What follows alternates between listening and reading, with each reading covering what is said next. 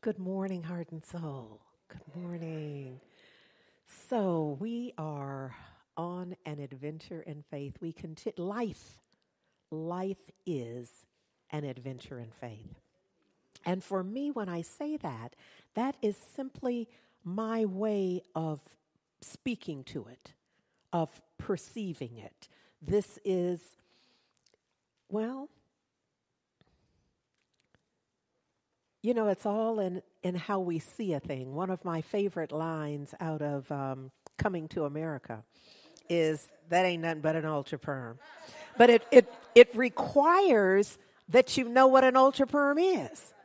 It requires that you have some understanding, some awareness of the thing that you're referring to.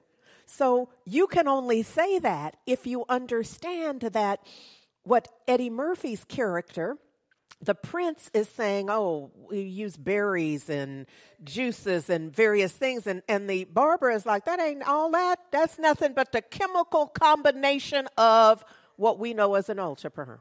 So it's when you understand how life gets to be the way it is that you can then translate it, that you can then begin to see it. So when I think about like my life and how I see life out picturing, I'm like, now that's an adventure. And I'm not always game for an adventure. There's nothing, if you know me well, you know that when you're thinking adventure, my picture does not come up to mind. Now, I may join in. I may, but I'm not the first person on your list when you think adventure. And yet, I recognize that life is unfolding as an adventure. It feels like it ought to come with a buckle up, or it's just going to beep louder and louder and louder until you get buckled in, because it's inviting you, it's pulling you into,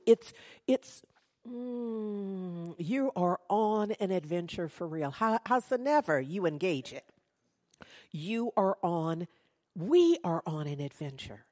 And I'm adding that it's an adventure, period, full stop. And then you can decide, yeah, but mine's an adventure in faith.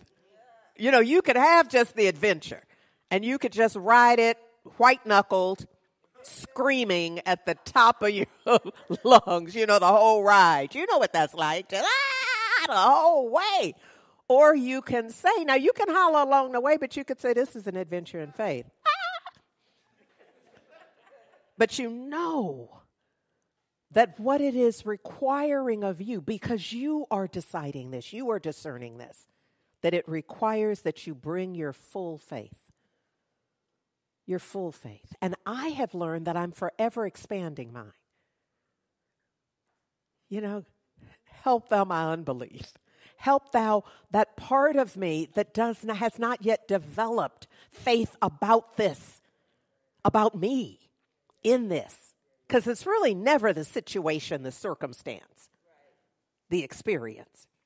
It's always me and how I see me in this situation, circumstance, experience. Yes? Y'all can get that?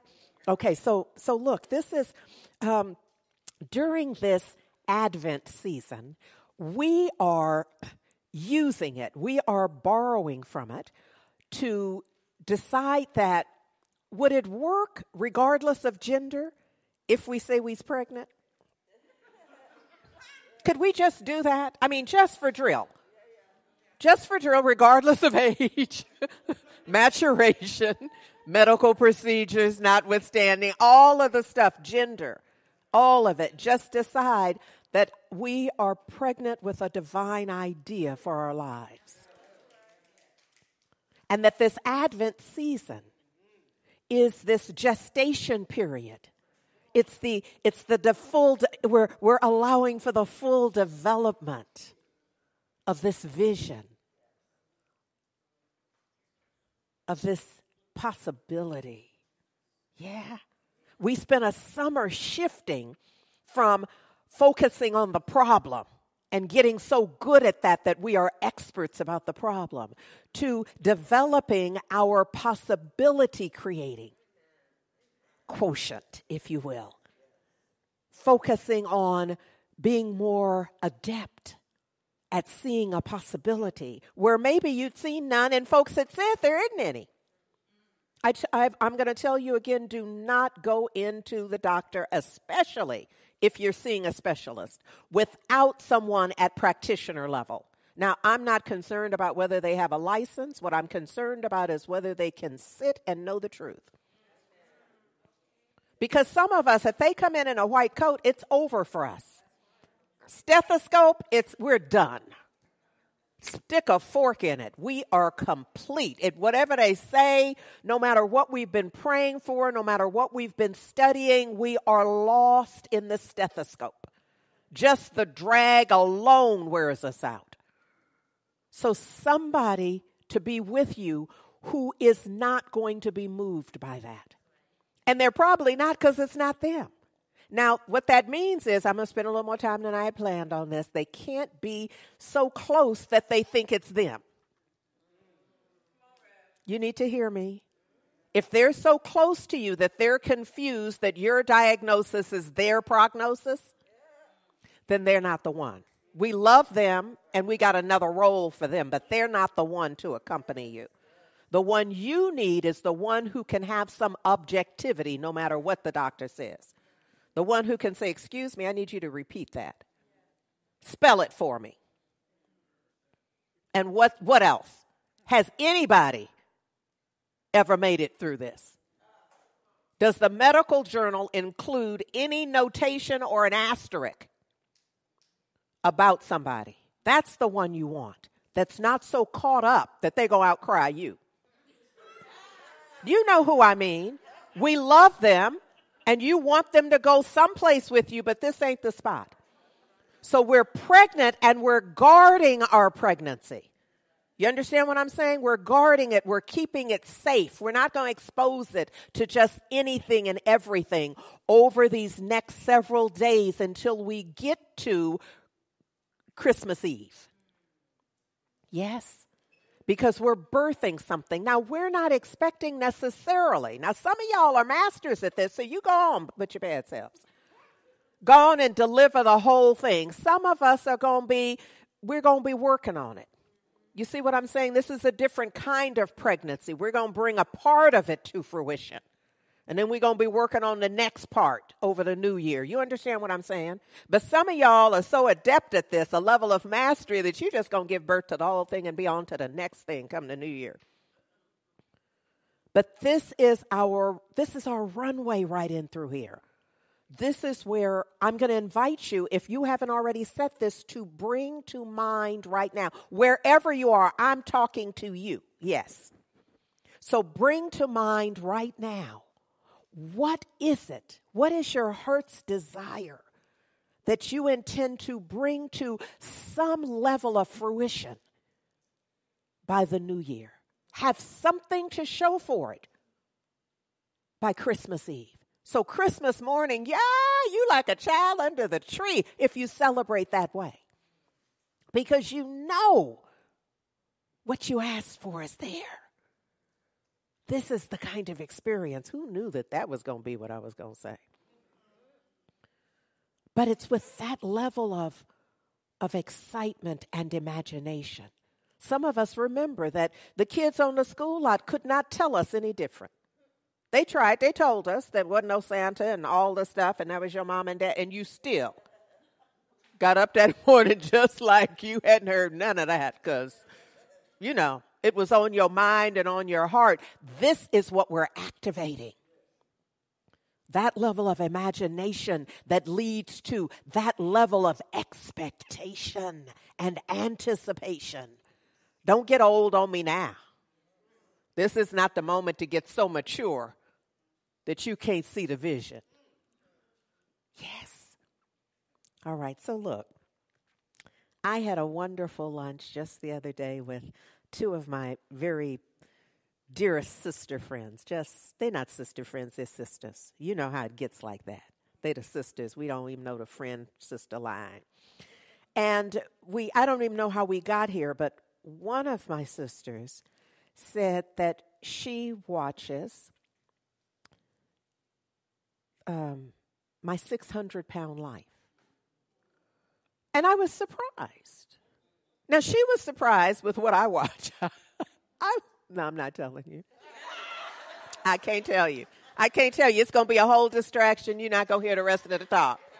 So, and because I want you to hear the talk, I'm going to have to tell you that some other time. But not right now. So I thought, my 600-pound life, really? And she said she did not go to any detail about it. And so yesterday, I saw that it was on. And I thought, let me just dip in here and see. So I could see, because she's one of the brightest people I know. I hang out with smart people. And little did I know that my 600-pound life was teaching what we consider spiritual principle. Who knew that, first of all, there is Dr. Now, he's called, because his name is a long name, and so Dr. Now is considered one of the leading experts on weight loss for folks who are at that point. And at 600 pounds, it's a different scenario. You're not having the typical, it's not a Weight Watchers moment. You understand what I'm saying? You're not looking at the commercials and responding to that. This is at the level of choosing to live or just ride the adventure on out. And so what I noticed is, and it was a moment for self-reflection. What I noticed is there were some people, I think everybody I watched, who was arguing for their less thanness. So he lays out right away how it has to be, what the rules are, what the guidelines are, what the outcomes will be. And so right away, the pattern I saw was, I'm seeing you now, I'll need to see you in 2 months. And in 2 months, I need you to have lost 100 pounds. And everybody says, whew, well, okay. And he lays out how that's going to be. It's a 1,200 calorie a day diet and whatever, no snack, whatever, the full diet. He gives them everything they need and to add some movement to it and sets it up and sends them home. And they come back having lost 20 pounds and want to explain how difficult it is. And one sister literally said to him, it's not safe for me to lose that much weight that fast. Now, I'm talking to the TV at this point. I'm coaching the patient and the doctor at this point. I'm in it to win it. You hear me? And then I caught myself giving the doctor instruction. I was just like, because what? It triggered my awareness of how I do that. Those moments, and I'm only mentioning it so that we can use it for our own edification, for our own healing. Because the reason it upset me so and got me was worked up is because I recognized why I want those moments when I want to tell the expert, it's not safe for me to, and she was like angry at that. Well, of course she was angry. She lost 22 pounds on a goal of 100 in 2 months. So she was needing to get him told because he was the problem.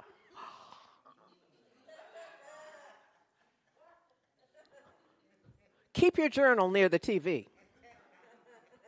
Because you could see that this is a moment to journal.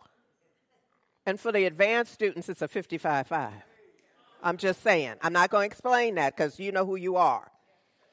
But the idea here is that in order for us to, what Revelation?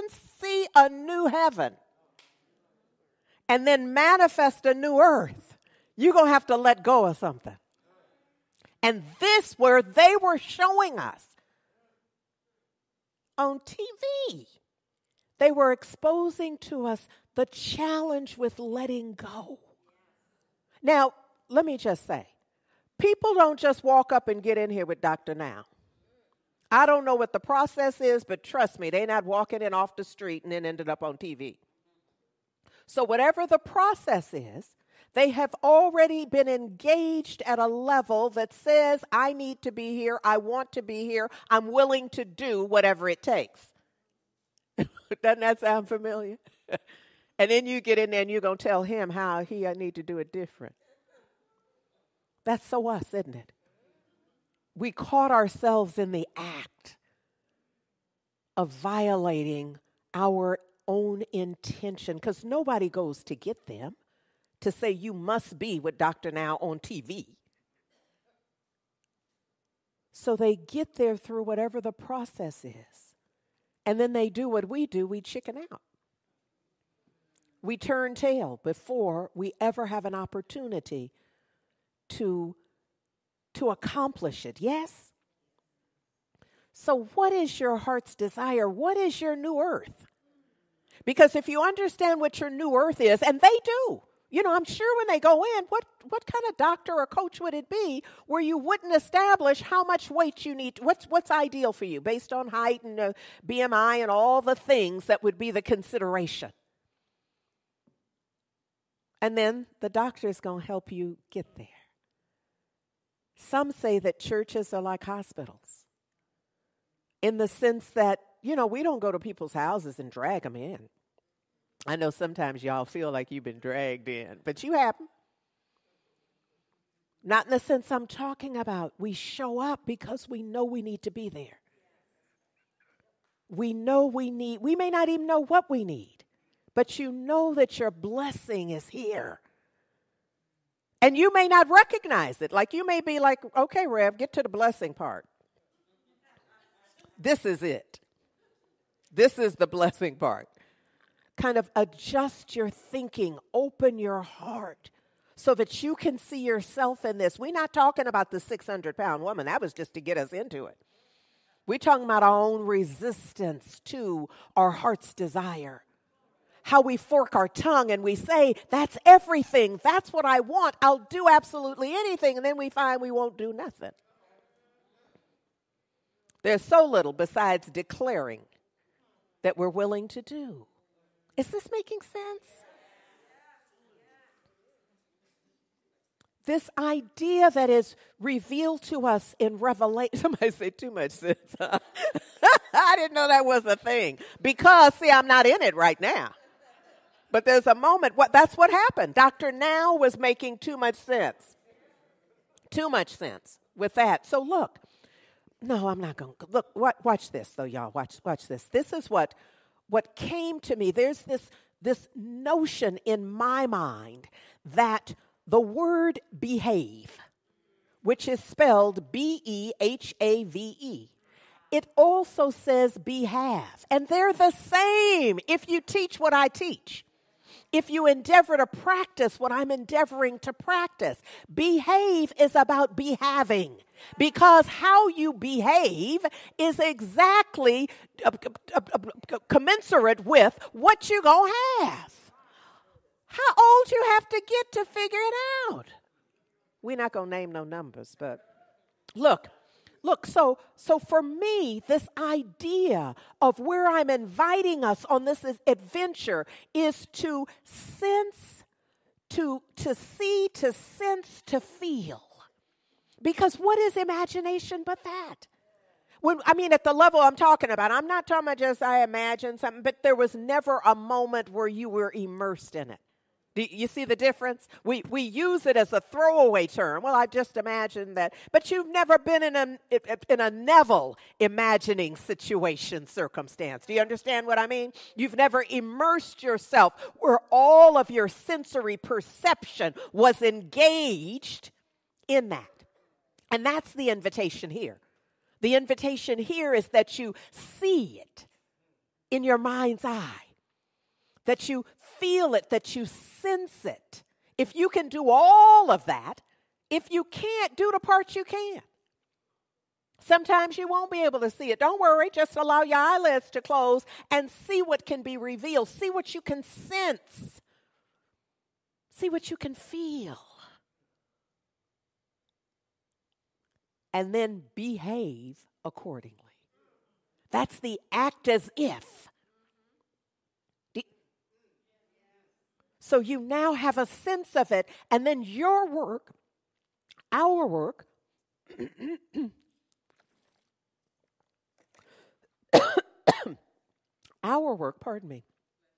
is to then immerse ourselves in it.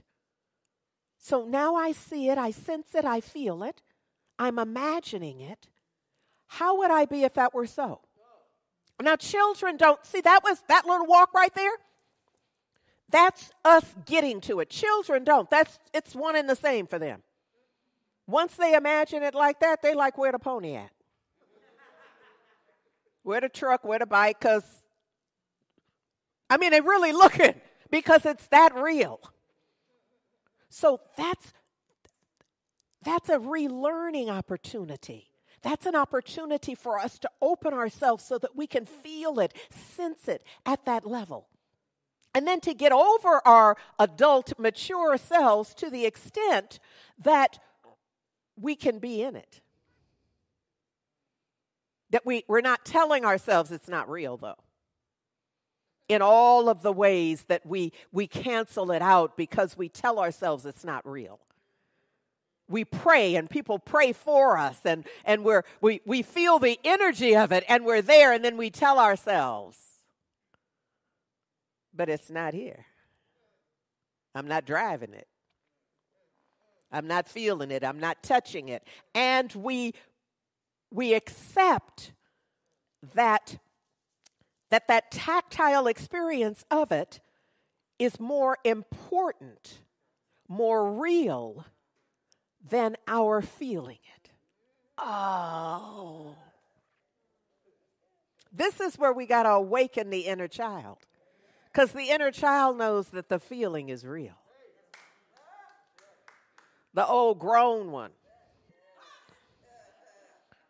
is the one putting out the fire, the passion that we feel otherwise. It's the elder in us that's shutting all that down. I hope this is, okay. All right, thank you. Thank you. All right, so look, I want to mix some stuff up here today. So you already know, because Deb was up here, I think, who was telling you about our 13th anniversary food drive. So here's what I want you to see. That sometimes when we're offered an opportunity to engage in the practices that we know expand our heart and thus expand our mind and thus expand our possibilities, we decide we can't do that. Because what? 100 pounds in 2 months is too much. That's not safe. You're gonna have to follow. I need you to keep up because it's really the same thing. So for anybody who has not yet given, and I don't mean to this in particular, but if this is offered, and by this I mean our anniversary food drive, you've seen that, you know it's for 13 months, so we started it on our anniversary, and we'll go through through December of next year, December 31st, 2023. It's a 13-monther, okay? Well, here's what I'm saying. You got to be giving somewhere. This is an opportunity. But if you are looking at this opportunity and you are filing it in your life as your usual response that I don't have nothing to give, you are giving exactly the same response.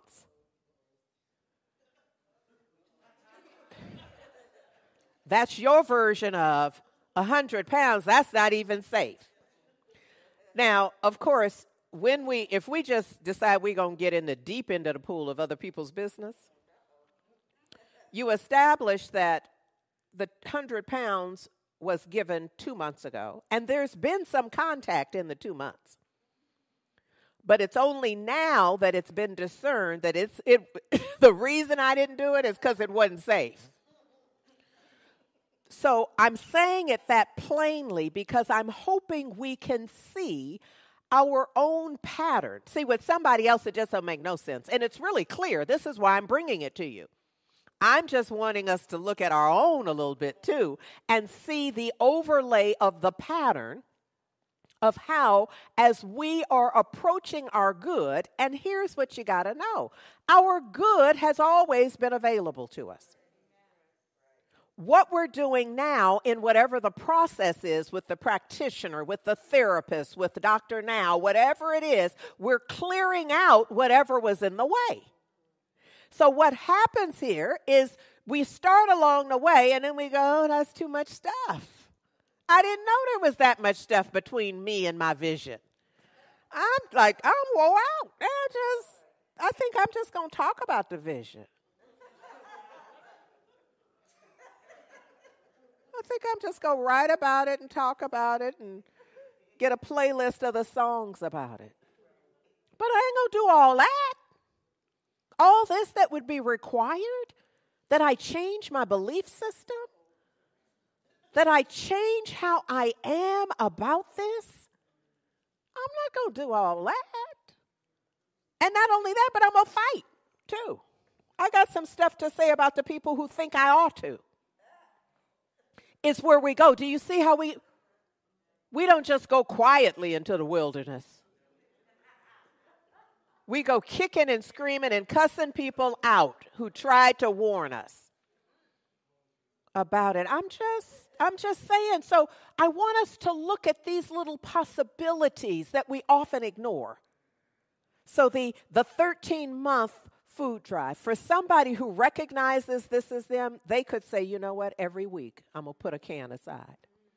Because I see how resistant I am. So what am I going to do to begin to break that pattern? It's a pattern of giving. We're not giving because we believe we can't give because what? It's not safe to lose 100 pounds of the 600. You need to keep it in perspective. This isn't the 165 losing 100. This is a 600. Dr. Now's response was, it's not safe for you to stay at that weight. You're like, I know we're not talking safety.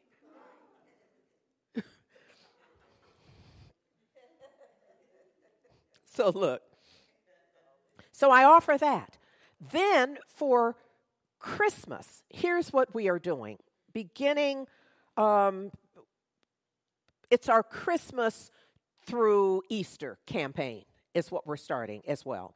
And for that campaign, what we're doing is, and here's what I want you to be aware of, is that we can never exceed what we believe we're capable of. That's like a foundational thing. It doesn't matter what dance you do, how fast you do it, what color you wear while you do it. You are not going to exceed your perception of you. What you think your capacity is, your capability, your worthiness. Yeah, I had to say it because it's all up in this. So this is always an opportunity to expand our sense of ourself and what we're capable of and what we have the capacity for. Yes? Yes. So this Christmas to Easter drive is what is the other opportunity. And so once again, the drive is so that an outcome that we have, the ultimate outcome is that the organizations that we endeavor to serve and to collaborate with will have what they need to serve their ever-increasing population. So that's an outcome. But within that is that we transform our personal lives in so doing. So it's not charity work. It never is. We're doing it, and there is an altruistic benefit or aspect of it present, and this is what I want to focus on, is it is our own transformation. Because we are now putting our subconscious on notice that we know we can do more, that we're capable of more, that we have the capacity for more. You know, sometimes when we think we can't do a thing, the only way to get past that thought is to do the thing. Conversation won't do it. Affirmation, mirror work isn't going to do it. You're going to have to really do the thing. When you say, "Oh, I don't have enough to give," you're going to have to give in order for you to realize, "Oh my God, I didn't die. I didn't lose my house. I really did have $5 that I could." You see, sometimes we don't break it down. We just like, I can't do all that. Do all what exactly? Do all what? See, some critical thinking can make a difference. Do all what exactly? Well, give. Give what? See, by now I'm getting on your nerves, right? Because I'm poking at it. But we got to get to it so we can see what is the nut we're cracking. Because it's never, I can't do all that, because what the heck is all that? There is no all that. It's usually very specific. I can't do the 1,200 calorie a day diet. That's what you're saying. Yeah, I can't do that. Get me started. Just do not. Don't tempt me. Don't tempt me. Don't chuckle. Don't nothing. All right. Look at here. Because I'm a squirrel. Could easily go there. So let me get to Hebrews 11:1. So in Hebrews 11:1, the way most of us who have had access and exposure to Scripture heard Hebrews 11:1 is, now faith is the substance of things hoped for, the evidence of things not seen. That's more typically, but watch this when you go to the Peshitta. Now faith is the conviction concerning those things that are in hope. See, we don't even have to go no further, right? It's the conviction concerning those things that you just been hoping about. See, hope does not have any sense of conviction in it.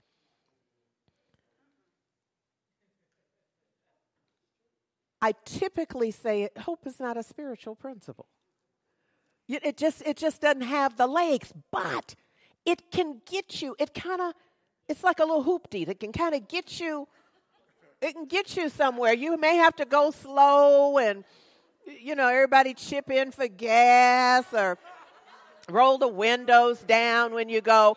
But it'll start you off.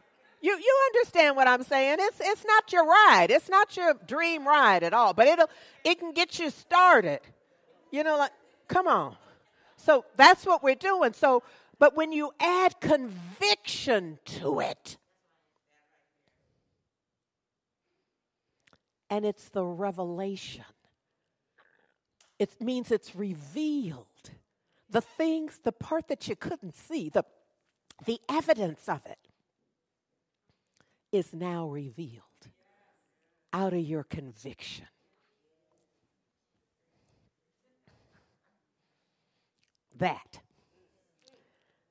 That's what we're working with in this, yes?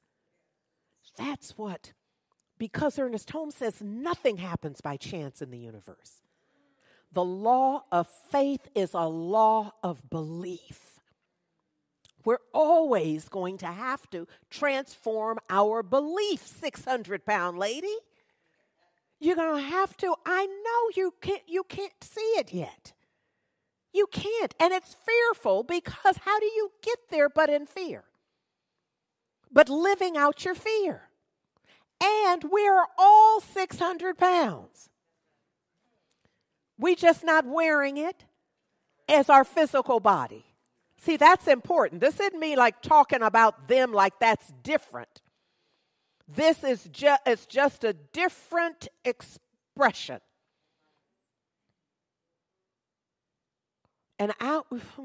But we all have some. So the idea here is that it must be a belief so complete that the mind no longer rejects it. What? Ernie. A belief so complete. You have bought in so completely that you cannot be convinced otherwise. I need a mic I can drop. Yeah. That's our work. That's our work. to get to that point in consciousness where we literally cannot tell the difference between that we are, the dream that we're imagining, the vision that we're holding is so real for us. Yes. See, we're working on this. There's some outcomes that have not yet manifest. That's your heart's desire.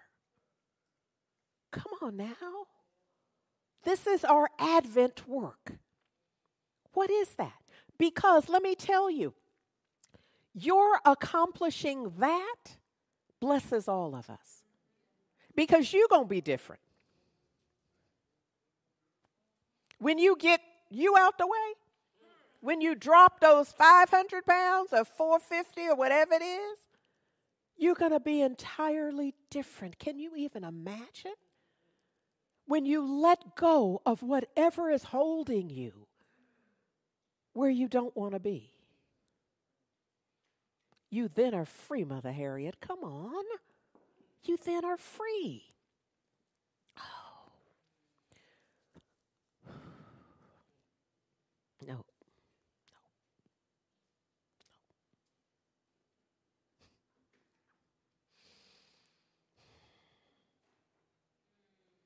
In both Matthew, Mark, and Luke, there's a point at which we read that the master teacher, Yeshua, that the world ultimately came to call Jesus, says, your faith has made you whole, or has been translated to those words. Your faith has made you whole. Do you believe that can be done? Do you believe that your faith can make you whole? Because that's the litmus test right there. And it's okay wherever you fall. If you're like, I'm trying. Help them my unbelief. I'm trying to get there, but I'm not there yet. Just know that until you are, your faith can't make you whole because you don't believe it can. But the moment you believe, it can. It does. Can is kind of on the way to does. That moment when you believe that it does, that your faith does make you whole, that's the moment that you call wholeness into demonstration, into manifestation. It's at that moment when you see a new heaven and a new earth. See, right now we see in the new heaven. I'm calling you into acknowledgement of your vision, your dream for yourself. But you don't yet have the manifestation, the demonstration, the new earth. And so we're moving in ways to bring that to be. But look, I've already told you that my playlist is simple. In my car, very simple. It's one song for months. Bubby, how long has that been playing? Since May? Was that May? Months, he said. Just months, he knows. I'm sure it was May, which is 6-7 months now. And that was just a point at which it was called to my attention, but no telling how long it's been on. But this call, this mantra that I sing along, I just listen, I force myself to never let it just be background noise, is speak to my heart. Speak to my heart, Holy Spirit. Give me your holy word. If I can hear from you, what? Then I'll know what to do. I won't walk alone. I'll never go on my own. Come on. I'm going to ask the ensemble to sing it for you. Speak to my heart. Mm-mm. That part of the lyric says, the dark night will fade away. I'll never go on my own. Excuse me. Oh. speak to my heart, which is a song of faith. It's already established in faith. It says it's the same reason we go to the doctor. It's the same reason we go wherever it is we think the solution is. We go to the attorney, we go to the counselor, we go to the therapist, we go to school, because we are believing, we have faith that the outcome, once we're there, whatever they give us, tell us, however we engage, the outcome will be different. That's faith. There's a moment I realized, some decades ago, I was writing a paper on faith as a part of my practitioner work. And I just realized that while I had been kind of slapping me around, criticizing me, criticizing myself around not having faith, I realized at that moment that I was on BART. That was number one. And it kind of did, while I was having this thought, I was just thinking about the paper I was going to write and just how I just felt like I was so missing the mark. And I thought, how can I write a paper about faith when I don't have faith? I don't have enough to write about, certainly. And then the BART train did that little jiggle like the New York subway can do. I mean, the New York subway the whole ride can be plenty of that. Back in the day, anyhow. But BART did the little jiggle, and I kind of came out of my thought, and I thought, fool, you on BART. You don't know who driving. Right, under the water, literally. I was on my way to the city. I thought, you are in the bay. In some vehicle that you don't know anything about other than that it's called BART. I didn't have any specifications about it. I don't know if the driver was on some drug program. Or I knew nothing. And I thought, I hopped on there fast. Soon as the door opened, I hopped right on. And I thought, oh, baby, you got faith. It's just a question on where you applying it. Because they couldn't have kept you. I'd have had a little tussle if they tried to keep me off the BART train. And I thought, so it's not a question of whether you have faith. It's a question of where you apply it so completely. Because it wasn't like I was riding, peeking out the window, trying to see if I should jump or run for it or nothing. I was kicked back, writing my paper in mind. And I thought, it worked out entirely differently because I realized in that moment that we all have faith. The question is, where are we applying it?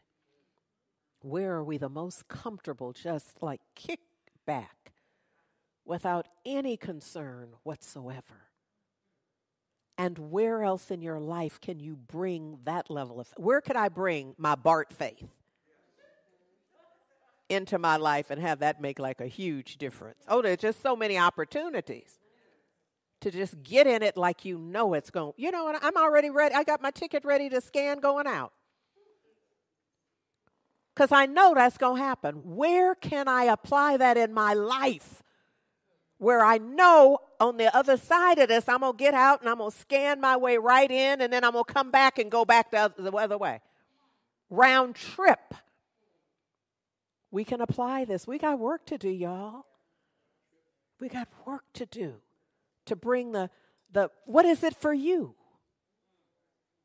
Maybe ATM faith. Maybe you need to bring your little ATM faith deeper into your life. You know how we do with our little technology? Well, we are shocked and dismayed when it don't work on the first. What you mean it's not? What? Because it's supposed to work. What if you saw the divine? What if you saw your relationship with spirit that way? What? Oh, yeah, I know this is working. Like you do at the ATM or at you're going to do your little Apple Pay. You're just like shocked and dismayed that the thing hadn't beeped yet. And so we bring your little Apple Pay faith to your life. There's lots of opportunities. Your Google faith, exactly, because you know it's there. You go to Google just like they had to put it there for you. And struggling in our relationship with the divine, with the all-knowing. But we have evidence that we know how. We know how to we know how to bring faith, believing, knowing, engaging our imagination and our sensory perception, our ability to see ourselves. Because I'm just thinking about, we can't even count the times I've been on BART without a consideration around it. Just swipe until I got the clipper, in which case I just put that. Dang near break your, whatever this bone is, because you just know it's going to open. Oh, what? Because it's going to open. You know it's going to open. It hadn't opened. But she banged into. What? Bring that faith. See it that clearly. That it's so second nature that we're moving through it, that we're behaving as if. That's what that is, yes? Ooh, y'all. I hadn't planned on working quite this hard. Because we're pregnant with divine possibility in this Advent season. We're behaving as if it is realized. See, somebody is already getting the divine idea. What if this was our last food drive? Because we made it obsolete. I need you to keep up. Not that we just stopped doing it, but that it was no longer needed. That it was no longer needed, a drive for socks and blankets and jackets and sleeping bags. And now I'm seeing more and more tents out and about. What if our faith and our activation and engagement of it was so complete that we made it obsolete? That our elders were safe and the children were fed and cared for. And that the little ones who have not yet been born would be confused when they hear about how we lived in the 20s. Because that's what they're going to call it. In the 20s, you did what? What was wrong with y'all? Wasn't no food? They weren't growing food anywhere? What? We want them to not even understand, to not have a concept for how we lived and allowed others to live. And I saw a new heaven, though. And I saw a new heaven. And for every new heaven that I can envision, if I bring faith, if I bring my BART faith, my little ATM, my little Apple Pay faith, if I bring that to it, it is sure to manifest a matching earth.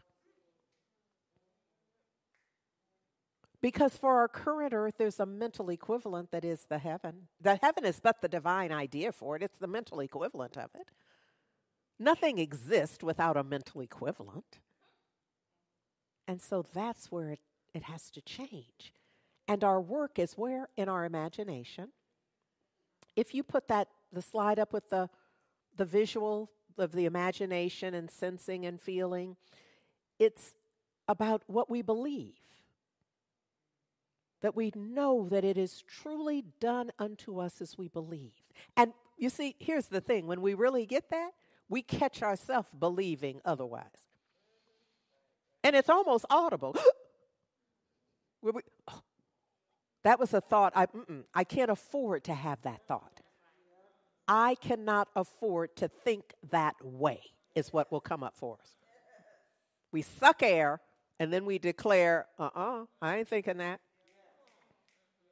Caught me in the act of thinking something that I can no longer afford to give consideration to. No airtime, no energy, no nothing.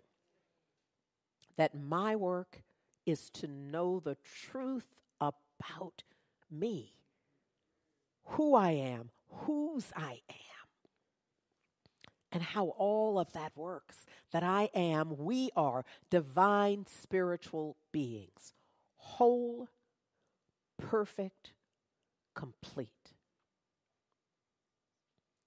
Now watch yourself, because your response to that might be akin to losing 100 pounds isn't safe.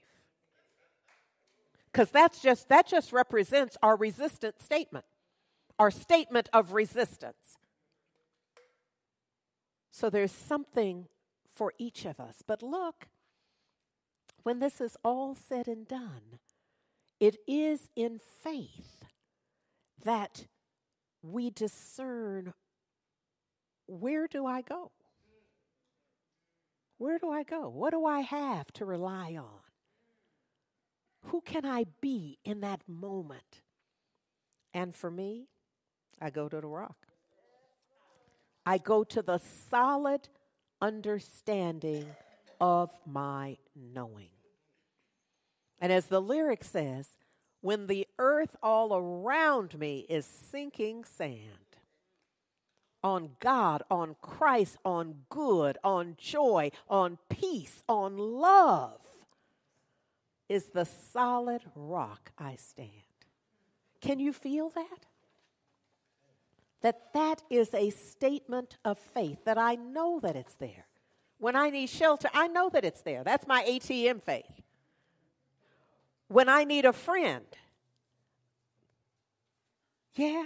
that's my BART faith. Because I know that it's going to, when I go to the rock, that's the depth of faith, that I know that it's there for me. Ensemble, I ask you to join me in prayer, to join me in conscious and intentional awareness that there is one life.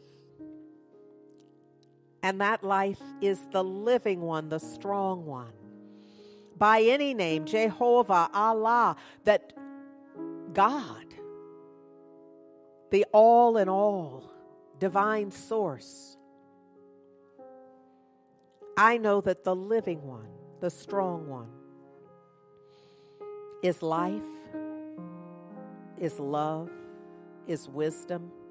And I know that this life and love and wisdom is active in me, is active in each and every one of us, always and in always. I know that there is no other power outside of the living one, the strong one, excuse me.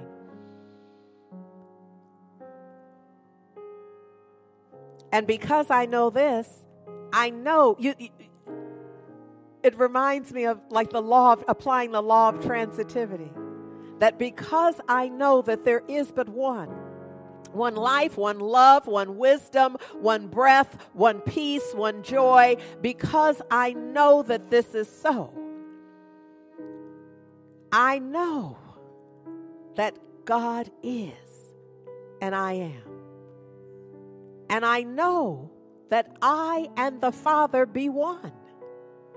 And I know that this is true for each and every one of us. That each and every one of us can say aloud, and do this with me, please. I and the Father be one. That is simply our declaration of truth, that there is no other.